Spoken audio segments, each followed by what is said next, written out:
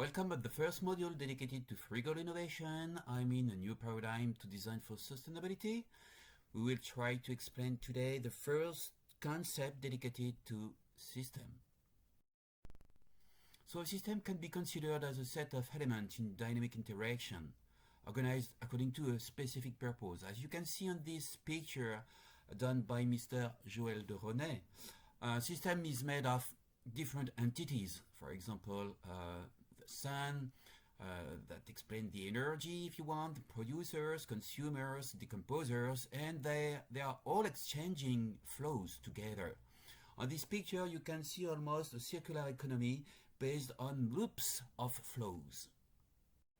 Okay, so the flows inside the system can be physical, for example, matter, energy, or abstract information, and all those flows are entities moving among object, enterprise, organization, cities, country, as for example there the flows inside the body, or in this Schlieren experimentation you can see the flows outside the mouth in order to show when somebody breathes with or without mask.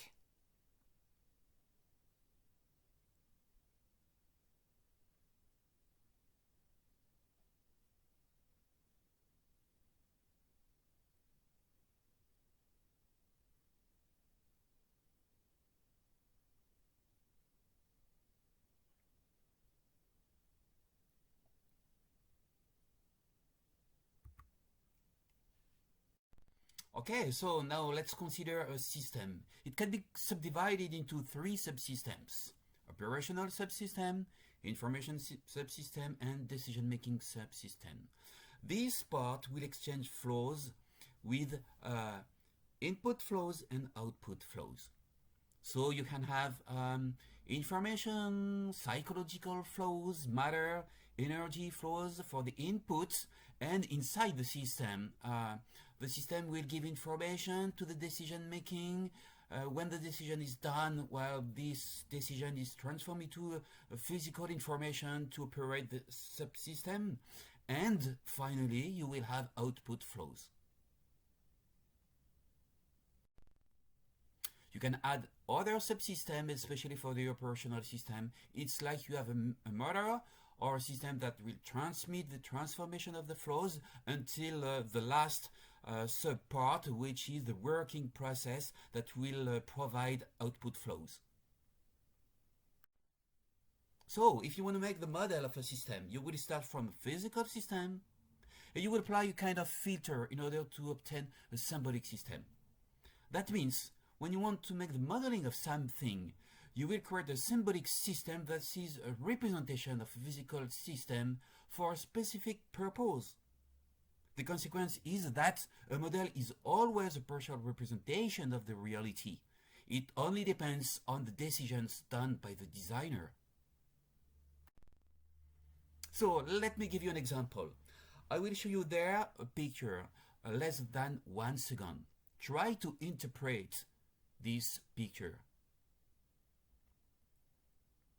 Okay, it was very quick.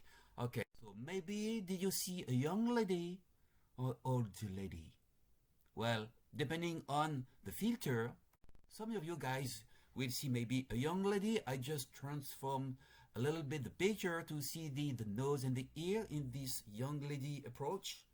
And on the right, maybe some of you guys, you saw the old lady with a big nose, and I added lips just to give you the idea of this old lady. So try now to move from the young lady towards the old lady, and conversely from the old lady to the young lady. Another explanation of the point of view with this video.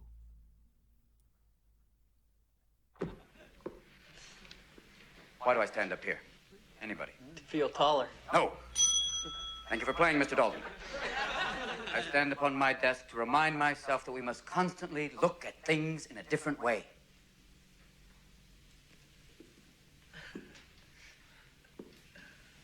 See, the world looks very different from up here. You don't believe me? Come see for yourselves. Come on. Come on. Just when you think you know something, You have to look at it in another way. Even though it may seem silly or wrong, you must try. Now, when you read, don't just consider what the author thinks. Consider what you think. Boys, you must strive to find your own voice. Because the longer you wait to begin, the less likely you are to find it at all. Thoreau said most men lead lives of quiet desperation. Don't be resigned to that. Break out. Now don't just walk off the edge like lemmings. Look around you. There you go, Mr. Christie. Thank you. Yes. Dare to strike out and find new ground. Now, in addition to your essays, I would like you to compose a poem of your own, an original work. That's right. You have to deliver it aloud in front of the class on Monday. Bon chance, gentlemen. So now another exercise to understand the notion of point of view. Okay guys, take a paper sheet and a pen. Okay, I'm just waiting a little bit to be sure that you have time to take a paper sheet and a pen. Are you almost done? Okay, we will consider that you're ready to start.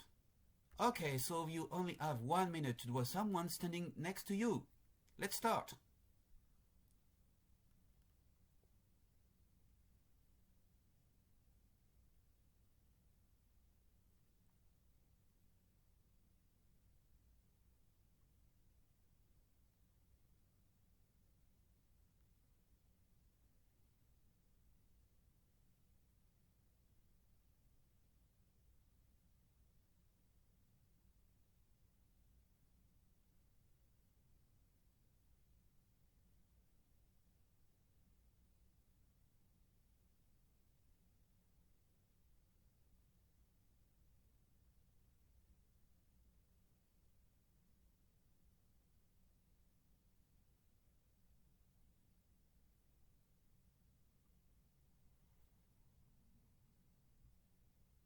Okay, put your pen down.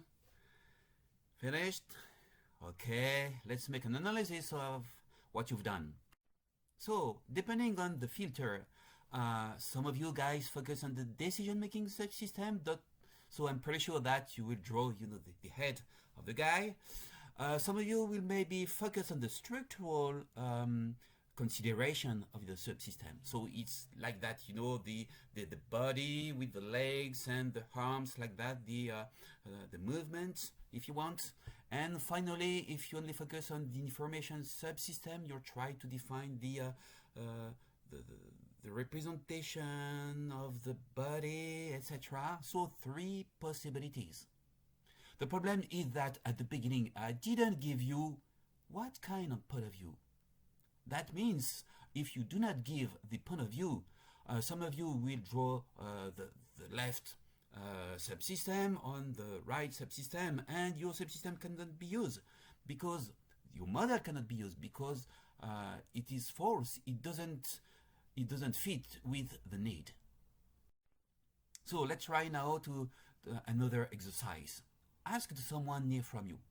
Again, take a paper sheet and a pen and ask to this person, draw someone standing next to you to show the joints of the body. Again, you will have 1 minute to do that. Finally, you should obtain the representation that will draw the operational subsystem and not the decision making or the information system. Alright, let's see now the concept of totality. That means a system in the world that is not reducible to its part.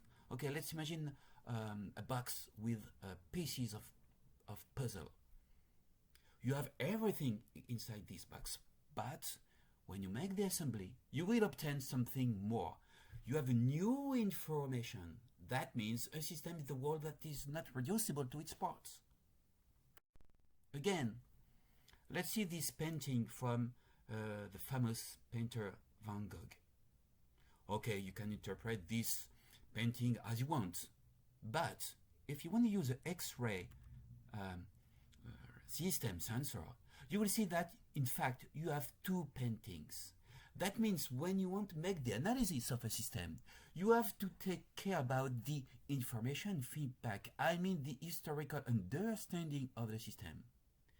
If you want to suppress, for example, a failure, if you do not know the historical part of the system, well, you can just maybe modify something to suppress the failure, but you can be sure that several times after, the failure will come again. Thank you for this first part. So now let's go to the second module dedicated to the concept of extreme constraint.